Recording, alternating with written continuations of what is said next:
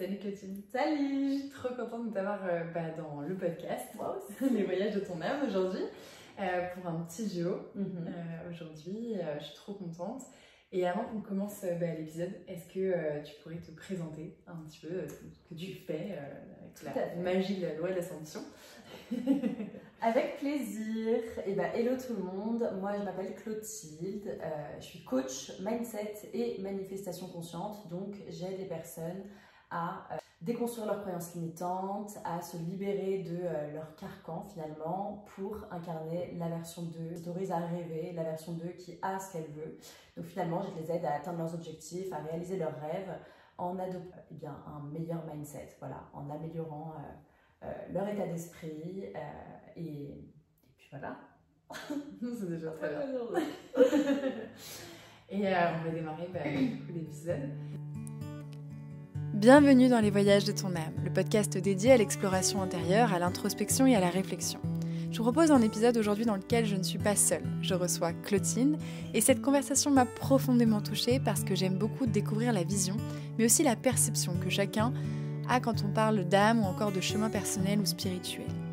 J'ai retrouvé en Clotilde des choses qui résonnent également avec ma propre vision et je vous invite vraiment à vous laisser porter par cette discussion profonde et si cela vous a apporté aussi des réponses ou même juste ouvrir une réflexion, n'hésitez pas à me le partager en commentaire. Si tu veux soutenir ce podcast, je t'invite également à t'abonner ou encore à laisser une petite note car ça aide énormément le podcast à prendre en visibilité. Et je te souhaite une excellente écoute. La question que j'ai envie de te poser, c'est pour toi en fait c'est quoi un peu une âme et surtout comment t'as découvert qu'on avait certainement une âme parce que je sais qu'on en a déjà parlé une fois et on n'a pas du tout les mêmes vécus là-dessus, donc je voulais trop que tu me parles de ça aujourd'hui. Pour moi une âme c'est vraiment ce qui va animer, ce qui va venir animer le corps physique. C'est ce qui contient aussi les mémoires d'une certaine manière, tu vois.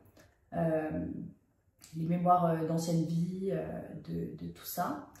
Et c'est ce qui, encore une fois, c'est ce qui anime, l'âme, c'est la vie, mais la vie, alors pas que la vie terrestre, quoi. C'est la vie même en dehors de ça, en dehors de notre existence sur Terre, quoi. Donc voilà, et comment j'ai su que j'avais une âme. Alors moi j'ai toujours vécu pour le coup avec cette croyance-là que j'avais une âme puisque je suis née dans une famille chrétienne catholique du coup. Et puis voilà, l'âme forcément a une place centrale dans la spiritualité, dans la religion aussi. Donc voilà, mais c'est vraiment pour moi oui la vie, l'animation, enfin tu vois, l'animation du corps et ce qui garde les mémoires, mais du coup les blessures aussi, voilà, tout ça. Ouais, pour toi, il y a vraiment ce truc de mémoire de notre âme. Alors, toi, je crois que c'est des vies antérieures. Du coup, après, voilà, je m'ouvre l'esprit là-dessus quand même, et je me dis que quand je parle de mémoire, j'entends un petit peu ça, j'entends un petit peu vie antérieure malgré tout, donc je pense que c'est quelque chose dont j'ai envie de croire. Je suis pas encore sur la... Je sais pas trop encore où me positionner par rapport à ça, tu vois. Mais je pense que... Ouais, je pense que... Je commence à y croire. Ok. Et tu penses que c'est ça a un lien avec le fait que tu es aidée dans la religion catholique au début? Le fait qu'il n'y ait pas de réincarnation dans la religion catholique, tu penses que ça limite un peu cette croyance-là? Oui, certainement, mais parce que je reste encore, malgré que je me sois éloignée de la religion catholique en elle-même, j'ai gardé certains principes fondamentaux qui aujourd'hui sont vraiment les piliers un petit peu de ma vie. Tout ce qui va être moral, tout ce qui va être... et puis vu que je suis beaucoup dans la loi de l'Assomption aussi, tu vois, les deux sont vraiment reliés. Tu vois, Neville Goddard, le célèbre précurseur de la loi de l'Assomption, il était lui-même chrétien au départ et il fait beaucoup de parallèles entre les deux et c'est ça que je trouve très intéressant. Mais bon, bref, je m'éloigne peut-être un peu de la question. C'est très bien au départ. Mais oui, alors, c'est pas que ça me limite forcément parce que je m'autorise à croire tout ce que j'ai envie de croire, tu vois. Je m'autorise vraiment à choisir les croyances que j'ai. Je pense que les croyances qu'on a, ce sont des choix finalement. On décide. Au début de ma vie, j'ai pas forcément décidé puisque j'ai été élevée dans la religion et quand on est jeune, on suit tout simplement. Mais par la suite, j'ai voulu faire mes propres choix et réfléchir à voilà, qu'est-ce qui était aligné pour moi, mes propres croyances, qu'est-ce qui faisait sens finalement pour moi. Et voilà, et donc je me suis posé des questions plusieurs fois sur la réincarnation, les vies antérieures, etc. J'en parlais même pendant un moment quand j'étais dans la cartomancie, etc. J'en parlais pas mal. Donc en fait, j'étais dans mais un petit peu dans cette croyance, mais pas les deux pieds dedans complètement, tu vois. Et donc j'ai toujours été un peu un pied dedans, un pied dehors. Voilà, je pense que je suis encore en train de voir. Je pense que je suis en train de faire mes choix en fait sur ce que j'ai envie de croire, ce que j'ai envie qu'il soit ma réalité. Et donc voilà. Ouais, c'est super intéressant justement de voir aussi notre évolution personnelle sur des choses sur lesquelles parfois on peut avoir un peu cette résistance. Et finalement, de plus en plus se dire, ouais, mais en fait, pourquoi ça n'existerait pas, quoi. Et en fait, il y a plein de choses, plein de concepts qui nous amènent déjà à cette réflexion de se dire, bah, en fait, ouais, on n'est peut-être pas que dans cette incarnation-là, il se passe quelque chose un peu après.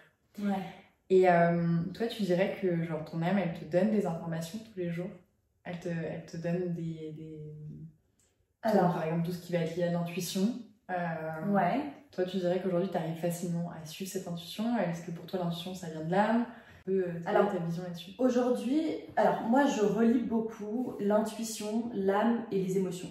Et donc, je dirais surtout que j'écoute beaucoup mes émotions. Mais alors, c'est un peu complexe dans le sens où les émotions que je vais pouvoir ressentir, elles peuvent venir par exemple de choses qui vont... alors ça peut être des émotions très positives, du coup liées à des énergies positives à la fois et à des situations positives qui sont positives pour moi. Mais à la fois, et c'est là où entre en jeu un peu l'intuition, quand ça va être quelque chose, quand je vais me sentir mal par rapport à quelque chose, mais que la raison pour laquelle je vais me sentir mal par exemple, ou je sais pas, par exemple une énergie avec une personne, tu vois, que tu vas rencontrer, ça passe pas, etc. Et tu sens qu'il y a un truc qui cloche, mais tu ne peux pas dire quoi, tu vois. C'est-à-dire que dans la matière, là, tu ne sais pas exactement ce qui cloche, mais simplement tu sens dans l'énergie qu'il y a quelque chose qui bloque. Ben, dans ces cas-là, je vais avoir tendance à suivre donc ce que je ressens et mon intuition, parce que les deux vont se lier, je pense.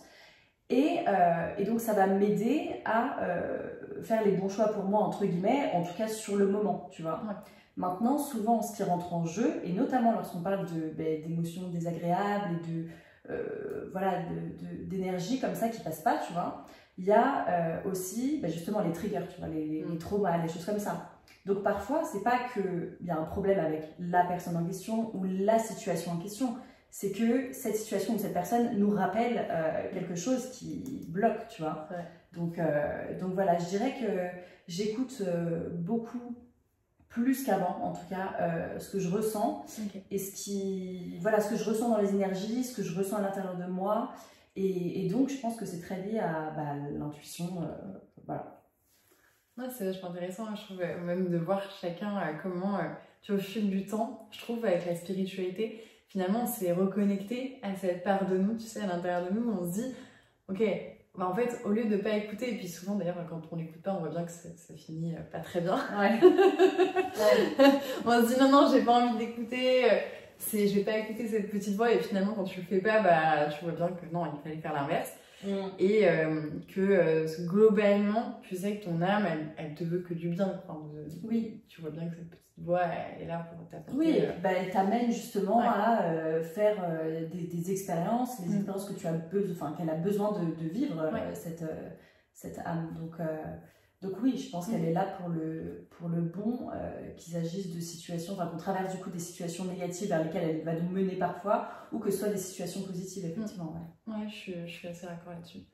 Et toi, tu dirais justement que c'est difficile parfois entre ton ego et ton âme, qu'il y a une opposition qui se fait, ou est-ce que tu arrives justement aujourd'hui à plutôt être allié, à trouver même un alignement entre eux et de plus avoir un peu cette séparation qu'on peut entendre majoritairement partout, hein, de faut tuer l'ego, c'est l'âme qui prend le dessus.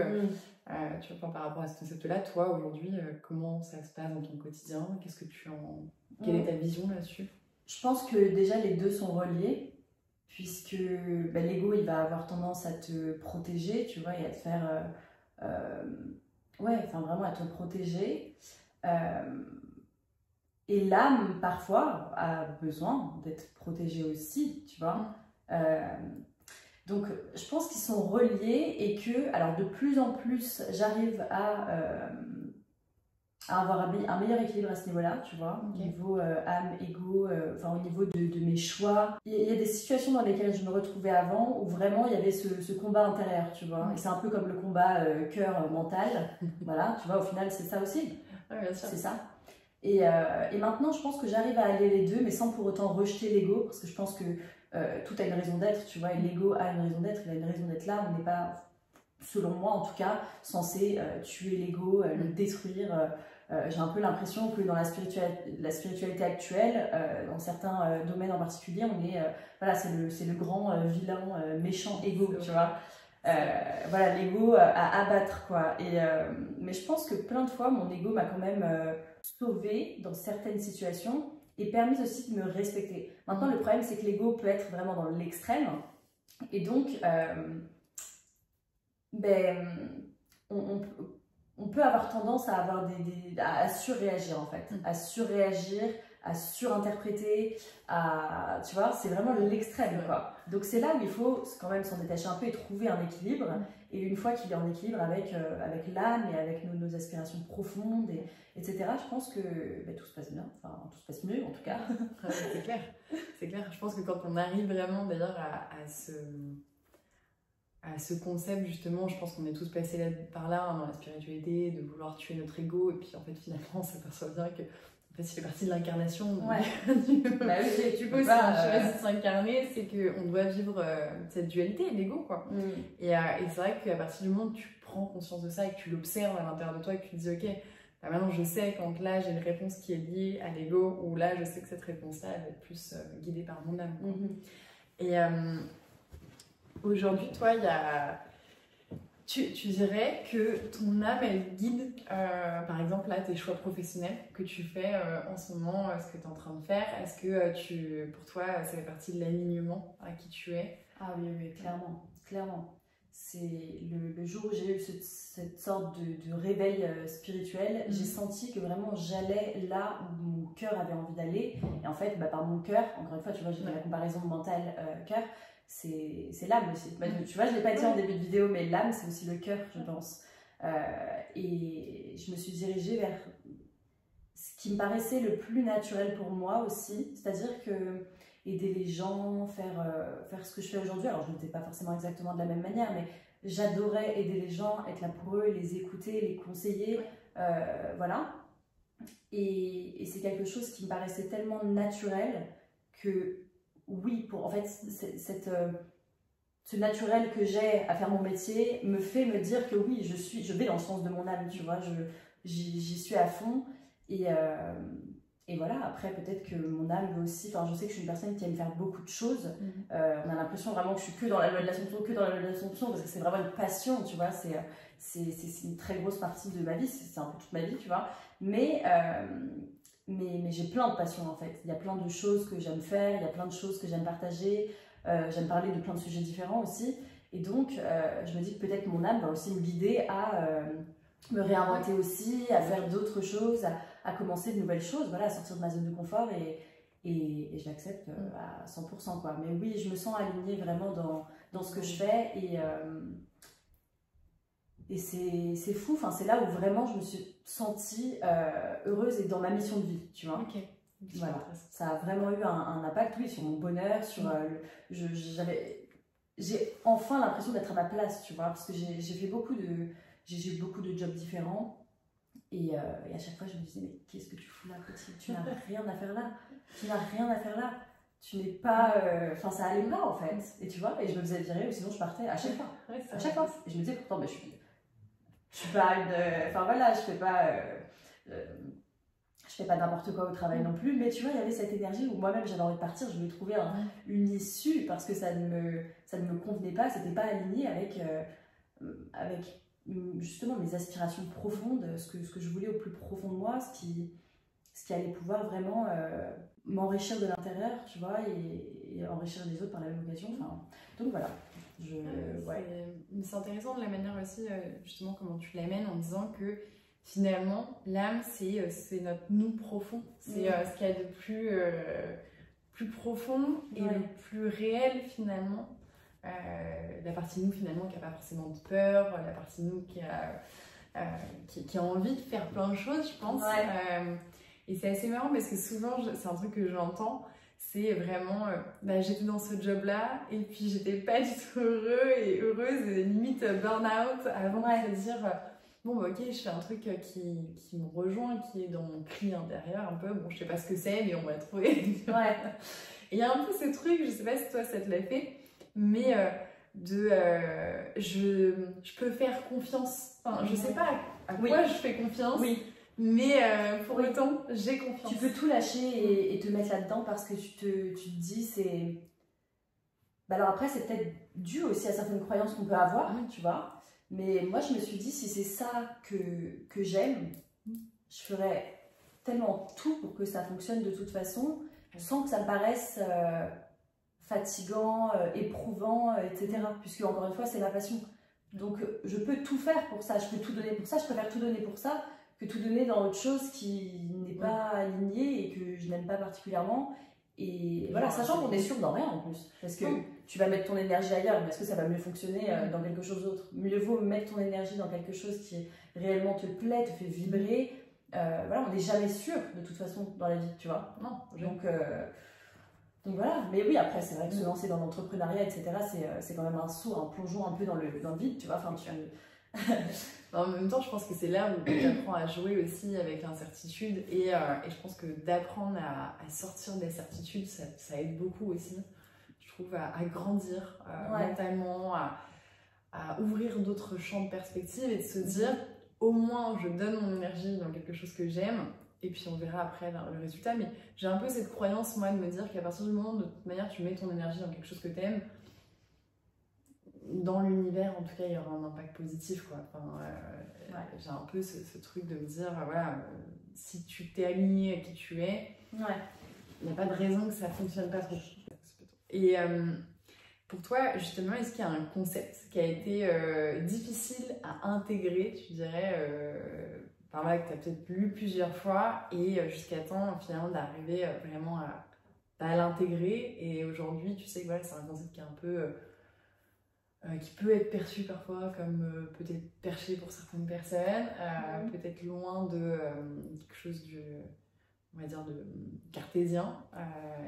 Pour toi, ça a été quoi un peu honnêtement, je pense que j'en ai pas, parce que ça doit se faire naturellement pour moi, tu vois. J'ai envie d'intégrer les choses naturellement, sans avoir à forcer. Et je pense que du coup, on me met sur ma route les expériences nécessaires pour que je puisse avoir les prises de conscience au bon moment, dans le meilleur timing possible.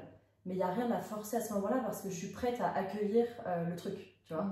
Je pense que quand on a un truc, des questionnements trop tôt qui viennent par rapport à un sujet quel qu'il soit, tu vois, mais dans le domaine spirituel forcément, tu vois, si on n'est pas prêt à l'accueillir, on n'est pas prêt à l'accueillir, tu vois, il ne faut pas forcer. Et je pense que j'ai jamais rien forcé. Et encore une fois, la loi de l'Assomption me donne la réponse un peu à tous mes questionnements, en fait, tu vois. Donc, j'ai pas besoin d'aller chercher trop loin. Et honnêtement, ça m'arrange parce que je laisse les choses venir à moi, les prises de conscience venir à moi, les éclairs de lucidité venir à moi, se faire tout seul, tu vois, sans avoir rien à forcer. Donc non, pour l'instant, je dirais pas qu'il y a un concept ou quoi qui a été difficile vraiment à intégrer, sachant qu'en plus, alors j'aurais pu dire tous les principes de la loi de l'Assomption, etc., le fait qu'on est qu'on a la responsabilité de sa propre vie, tu vois, ça peut être dur à intégrer. Maintenant, le fait est que, et je ne sais pas pourquoi, pourtant c'est pas forcément la chrétienté ou quoi quand j'étais plus jeune qui a fait ça, mais j'avais conscience que c'était déjà le cas. J'avais conscience que c'était le cas et j'ai été très tôt, j'avais conscience de la loi de l'Assomption sans avoir mis de mots dessus et sans savoir que ça existait. En fait, en pensant que j'étais la seule à vivre ça. Tu vois, c'est marrant parce que du coup j'étais vraiment dans le truc de je suis vraiment la déesse de ma réalité. Donc j'y étais déjà avant, j'ai été naturellement. Et c'est ça aussi qui fait qu'aujourd'hui je me dis, je suis vraiment dans ma mission de vie, là où je dois être, puisque ça s'est fait naturellement des petites. Tu vois. Donc c'était déjà ma croyance des petites sans l'avoir appris. Je l'ai ensuite appris quelque part, tu vois. Ensuite je me suis intéressée de plus près à tout ça, mais je savais pas que c'était un concept. Donc le fait de me dire, mais waouh, tout ce que je pensais depuis tout ce temps, Finalement, c'est déjà une croyance, c'est déjà quelque chose qui existe et qui est. Parce que du coup, dans la réalité des gens qui croient en la loi de l'Assomption et qui sont là-dedans, mais voilà, tout est régi par ça finalement, tu vois. Ouais, c'est dingue. Donc, ouais, c'est dingue, vraiment. Et ouais, non, c'est intéressant de la manière dont finalement, tu vois, la vie t'a mené sur l'explication de choses que tu avais déjà en fait en toi, que tu vivais déjà en disant est-ce que je suis toute seule à vivre ça? Est-ce que. Ouais, non, mais c'est incroyable, vraiment ça. Je dirais que ton âme t'a bien guidée, quoi. Ouais, vraiment, vraiment. T'avais le bon GPS pour t'amener là où tu souhaitais. Quoi. Exactement. Bah, après, ça a pris son temps, hein. Ça a pris son temps. Il a fallu faire plusieurs expériences, etc. Voilà, travailler dans plusieurs domaines, avoir même d'autres croyances avant, avoir une spiritualité différente. Tout ça, tu vois, mais je pense que tout ce qui s'est passé avant, parce que tu vois, souvent on se dit putain, mais pourquoi j'ai pas été avant là-dedans, pourquoi j'ai pas trouvé avant, pourquoi depuis tout ce temps j'y suis pas, ça a changé ma vie, c'est trop bien maintenant, il aurait fallu que je découvre ça avant. Et le fait est que, alors ça aurait pas pu se passer comme ça, parce que c'est justement tout ce que tu as vécu avant qui te permet de comprendre que, tu vois, c'est le fait de faire un taf qui te convient pas forcément et qui est pas aligné, qui te permet de savoir que c'est pas aligné. Enfin, tu vois, sans ça, tu peux pas savoir ce qui est aligné ou non. C'est un peu toujours l'exemple de la polarité. Donc, si j'essaye un côté, je vais expérimenter l'autre, faire une définition et voir justement où est-ce que ça me guide, quoi. Voilà, mais c'est le fait de vivre justement les différentes expériences qui permettent de savoir, ok, où est-ce que j'ai envie d'aller, où est-ce que mon cœur a envie d'aller, où est-ce que mon âme a envie d'aller, qu'est-ce qui est aligné pour moi, qu'est-ce qui a du sens, quoi. Donc, non, en plus, j'aime bien l'exemple que tu as pris justement sur le fait de se responsabiliser, qu'on est responsable de notre propre vie, notre propre bonheur. Je sais que c'est quelque chose qui peut souvent faire peur parce que les gens se disent « Oh là, mais c'est trop de responsabilité pour moi. Comment ça, je suis responsable de mon bonheur ?» Et puis même responsable des expériences que tu as vécues. Oui. Et ça, souvent, il y a un gros rejet. Ah non, mais moi, je n'ai pas manifesté de créer ça ou ça. Alors qu'en fait, oui, moi, je n'ai pas choisi, je n'ai pas manifesté, etc. Mais bon, ce qu'il faut comprendre, c'est que c'est pas... En fait, beaucoup de personnes ont du mal à comprendre que c'est un processus inconscient, enfin que c'est dans le subconscient, c'est pas... voilà, on n'est pas en train de dire que c'est de ta faute, etc. C'est pas une question de se culpabiliser, de se remettre en question à outrance, etc. Hein. C'est vraiment juste reprendre sa responsabilité pour reprendre son pouvoir. C'est quelque chose de positif. Bon, donc voilà, faut le voir de cette manière-là. Après, mais je comprends totalement que ça puisse être difficile à intégrer, tu vois, pour une personne qui ne s'est pas forcément posé la question de savoir pourquoi ça s'est passé comme ça, pourquoi j'ai été comme ça, pourquoi j'ai vécu ci, pourquoi j'ai vécu ça, enfin, tu vois. Oui, et puis en plus, je pense que, je l'avais mis là dans un de mes carousels il n'y a pas longtemps, moi je trouve que le personnage le plus difficile à abandonner, c'est celui de la victime. C'est arrêter de se victimiser, je pense que c'est la chose la plus difficile. Enfin, de se dire, ok. Oui, parce que c'est réconfortant, de dire c'est pas ma faute, ça m'est arrivé comme ça, c'est. Voilà, j'ai pas de contrôle là-dessus. J'ai pas de chance. Oui, voilà, j'ai juste pas de chance. Et ça te permet de te dire, bon, bah, de toute façon, la vie m'arrive, et puis voilà, j'ai rien à. C'est pas ma faute, quoi, c'est pas ma faute, c'est pas. Mais donc, non, c'est pas ta faute. C'est ta responsabilité. C'est ça. Et souvent, la nuance, elle est mince parce que les gens se disent, ah, mais du coup, c'est ma faute. Non, c'est ta responsabilité. Bah oui. Et c'est là où il y a une différence. Et c'est vrai que tu as bien raison de bien le dire, c'est le subconscient. Enfin, on attire à nous de manière inconsciente des choses dans notre vie. L'âme, en fait, pour moi, elle n'a pas de regard là-dessus, tu vois. Elle est là pour vivre des expériences, donc qu'elles soient positives ou négatives. Elle fait juste une expérience. Oui, de toute façon, elle est neutre là-dessus, elle est dépourvue de jugement et oui.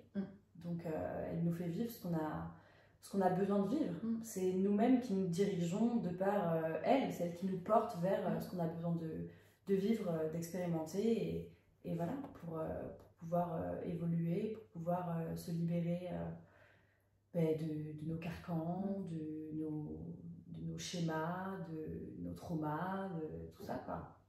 Et du coup, toi, tu dirais qu'il y a une différence entre ce que ton âme veut et ce que toi, tu veux? Genre, Alors je pense que justement, oui, il peut y avoir une différence entre ce que la personne veut et ce que l'âme veut, mais je pense que c'est plutôt l'histoire de l'ego aussi, tu vois. Oui. C'est ce que l'ego veut et ce que l'âme veut. Oui. Donc Toujours une fois qu'il y a... voilà. Le désir de l'ego, ouais. Oui, Ouais. donc une fois qu'il y a alignement à ce niveau-là, une fois que tu es conscient de... Mais une fois que tu écoutes aussi réellement ce que tu ressens, tout en étant consciente de tes schémas, c'est là où tu sais que tu peux faire essayer de faire les meilleurs choix pour toi, tu vois. Ça veut pas dire que ce sera des bons choix forcément à long terme ou quoi que ce soit, tu vois. Enfin, ça reste un choix, encore une fois, donc il n'y a pas de jugement là-dessus. Mais je pense que ouais, c'est plus s'il y a des alignements entre ce que tu veux et ce que ton âme veut, ça veut dire qu'il y a cette question d'ego et que tu n'es pas encore forcément, que tu ne t'es pas vraiment écouté, que tu ne t'écoutes pas encore, que tu n'as peut-être pas encore conscience de... Parfois, on n'a pas conscience de ce qu'on veut profondément, tu vois. Oui. Des fois, on a du mal à savoir. Et donc, dans ces cas-là, on va faire des choix. Et donc, oui, il y a possibilité que ce ne soit pas aligné avec notre âme. Et on pense que doit mériter en plus, parfois. Oui, il y a ce côté de « mais non, je ne mérite pas ce type de choses », alors que profondément, l'âme veut ça. Mais non, on se dit « non, mais moi, je ne mérite pas ça ». Et là, c'est l'ego, pour le coup, qui va nous envoyer plus dans baisse un peu tes standards, baisse un peu ce que tu souhaites. Et on minimise ce qu'on pense vouloir.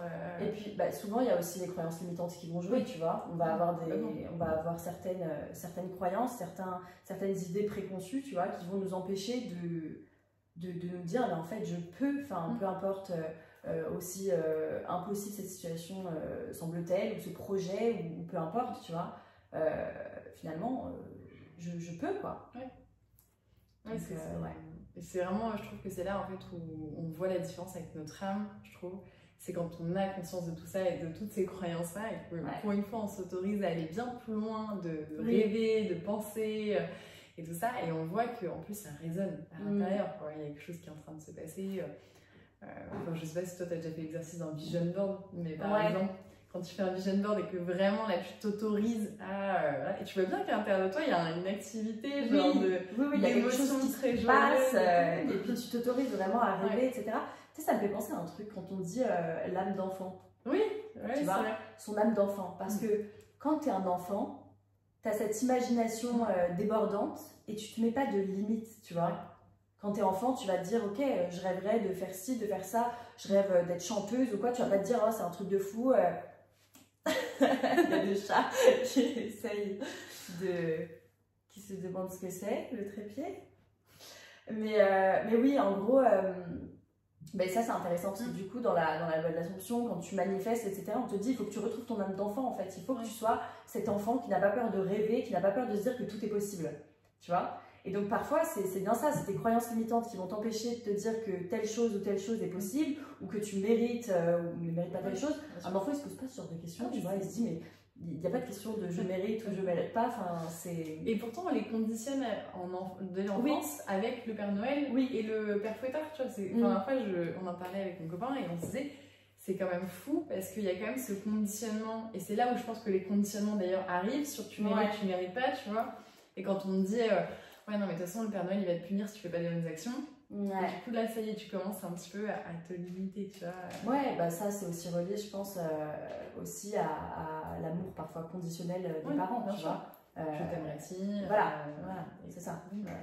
T'es pas une fille bien, une gentille fille, si tu peux pas ça. Oui, voilà. Tu réaliseras pas tes rêves si, machin. Tu bosses bien à l'école. Ça commence très tôt, tu vois, mais je veux dire, dans la tendre enfance, le moment où il n'y a pas trop encore toutes ces choses-là, c'est le moment où ton imagination, elle n'a pas de limite et tes rêves n'ont pas de limite et tu te dis vraiment, en plus en tant qu'enfant, que ben oui, tu pourras faire ça, tu vois, tu vas être astronaute, tu vas être ci, tu vas être ça, enfin, voilà.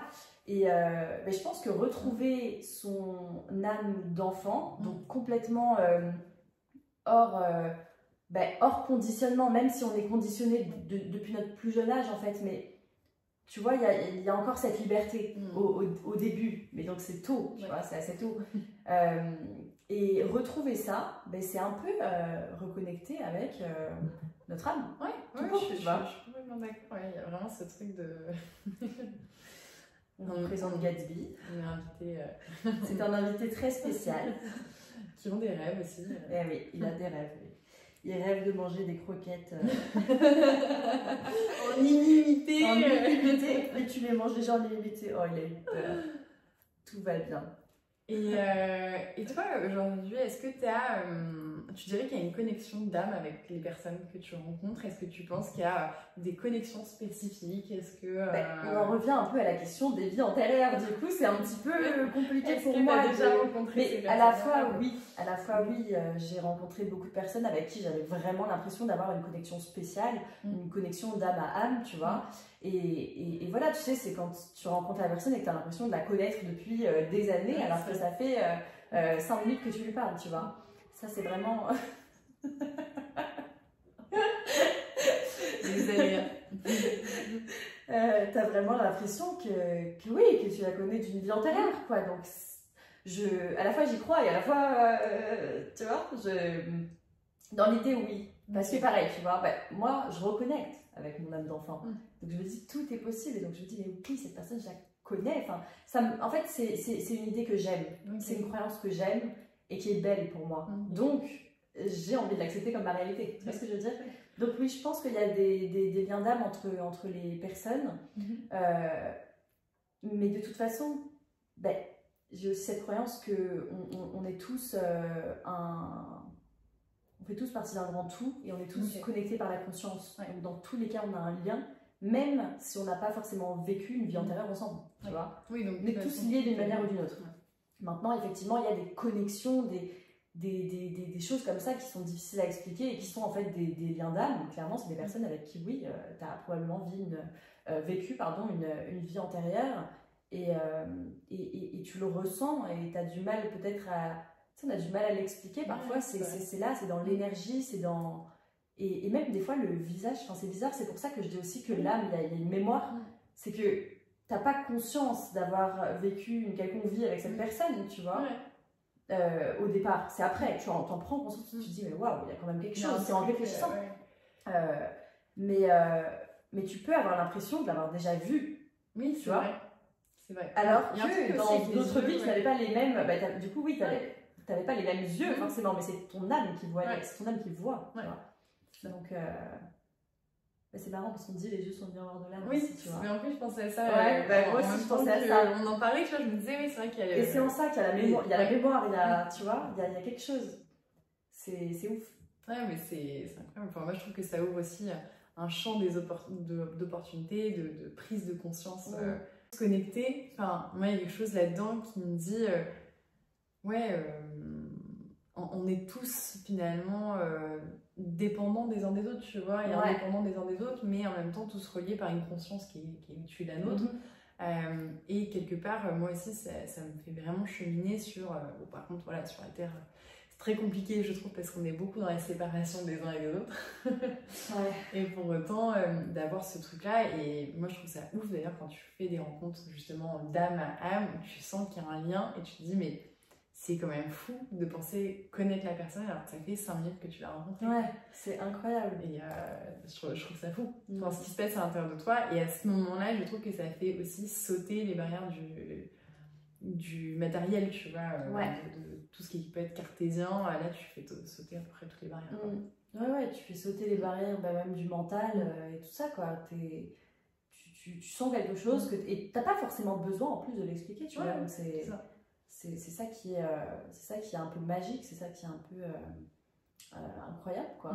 Quand t'as pas besoin de l'expliquer. La magie, c'est l'âme qui agit. Agit, voilà. Oui, en plus. On fait des connexions là, incroyables.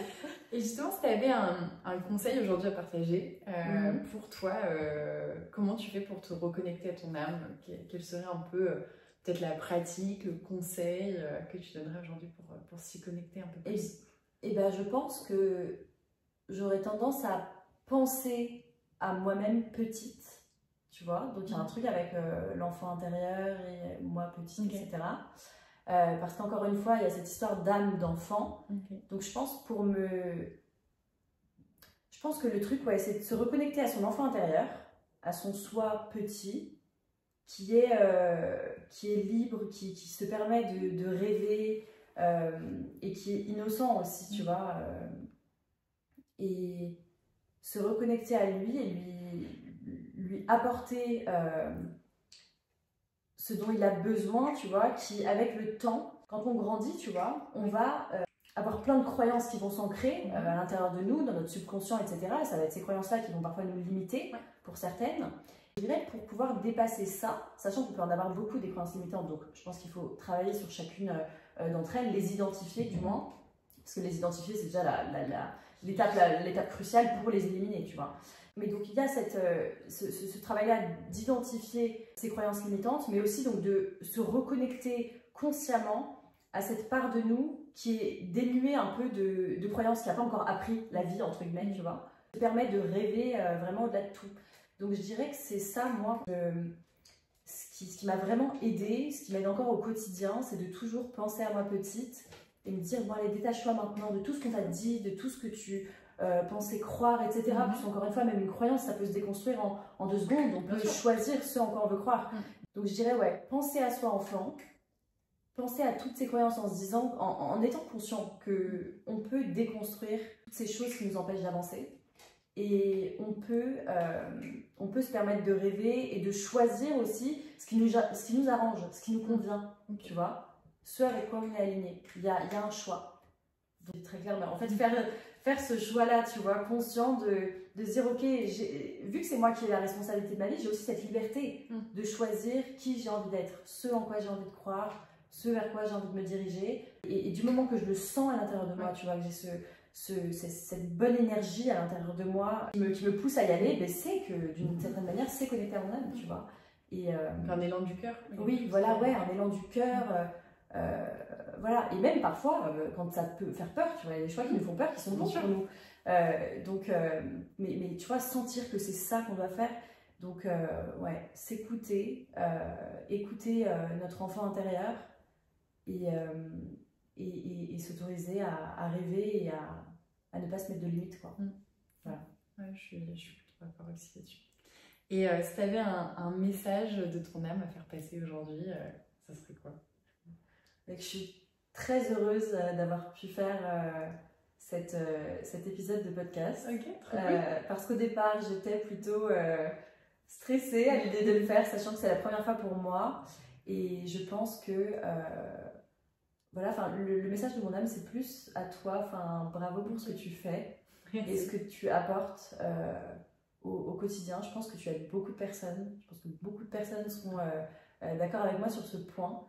Et c'est un privilège de pouvoir partager ça avec toi aujourd'hui et le faire moi aussi, partager mes propres, ma propre vision de tout ça, quoi. Donc voilà, je pense que mon âme avait juste envie de te remercier. Je suis contente d'être avec toi et qu'on fasse ça là, sachant que je sentais que c'était un peu une épreuve au début pour moi, quoi. Ouais, je sors de ma zone de confort. Oui, et en même temps, ça s'est super bien passé. Oui, parce que j'adore les discussions comme ça et ouais, c'est hyper intéressant, c'est enrichissant aussi d'avoir je pense, la vision des autres, de pouvoir partager là-dessus. Et c'est vraiment l'idée même que j'en ai, vraiment de montrer que même dans des chemins spirituels, on peut avoir plein de chemins différents, plein de pensées différentes, de visions différentes de ce que c'est que l'âme, de comment on se connecte à elle, toutes ces choses-là, quoi. Donc moi, j'étais trop contente de faire cet épisode avec toi. Et ben moi aussi. Tu nous as partagé aussi comment aussi dans la loi d'ascension, comment ça a un impact aussi direct. Oui. Tu sais, j'étais obligée d'en parler parce que ça a vraiment... ça régit un petit peu tout, tu vois, tout mon développement personnel du moins. Voilà, mon développement personnel, mes objectifs, ma mission de vie, tout est relié à ça, tu vois, donc forcément j'en ai parlé. Merci à toi, Clotilde. Avec grand plaisir.